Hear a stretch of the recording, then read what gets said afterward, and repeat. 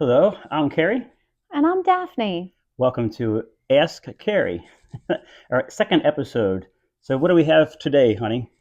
Well, I decided I needed to ask the all important The question. burning question. I can't tell you how many times I go out, I meet a lot of people, and they ask, "So, what is it that your husband does? Is he like some kind of horse whisperer or something?" Like, how do I let them know exactly what it is that you are doing? We need a label, right? Yes, And please. honestly, this is something you probably don't even know because we, Really? well, when I first started out over 2 decades ago, studying this and researching this, there was no really title for the research and work that I was doing. I was coming in from an abstract view, studying wild horse herds and herd structure and things like that. And my main focus, even from the very beginning, was to identify who the horses were, how they were communicating, the herd structure, the psychology of the herd, and finding ways over time how that applies to different disciplines. And when I first started out, there's no real title for that.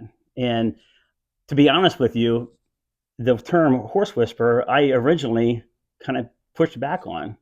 I And know that's kind of why I'm like, well, I don't want to I, use I it. did, So I pushed back on it because I'm not the kind of person that likes to be put into a box. I think that I always thought that to label or to give a title kind of defines for other people what they think you do, but a label and a title itself is not always definitive of who you are.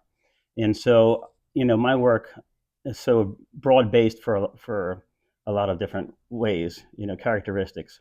And I didn't have a focus at the time that you could say, well, he's a Kerry is going to be a massage therapist. He's a horse trainer. He's an agent.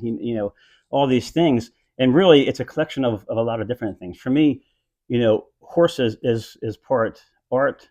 can you be a cat It can be whisperer a cat too? whisperer. That's Belle. So nice cameo there, Belle. But you can be, for me, horses are both art and science. And I always felt that in order for me to really fully understand horses and understand the psychology, who they were, you had to blend the art and the science. And so I guess in a way, looking at all those different things, and since we've been talking about this, I guess, you could say that Kerry is a horse whisperer, but he's a horse whisperer in a non-traditional way because I add science to it. And so horse whisperer scientist, and I always consider myself really, you know, after all this time, all this work and research as a horse psychologist in a way. If you would like to write in and ask a question for Carrie, please send me an email to daphne@sensorysoundness.com and we will get your question on air and we'll ask Carrie and see if he can give you, a rundown of what it is. We'll get an answer So. for you. And if you have a question for Daphne, send me an email. And maybe I'll just email you back. How about that? All right. Well, thanks a lot for being here. And, we're going to continue on with this. And I hope that kind of answered some questions for you, you Just know. remember, Carrie Thomas, the horse whisperer with a twist. There you go. No, I say be the bridge, Not the not the block. block. Take care.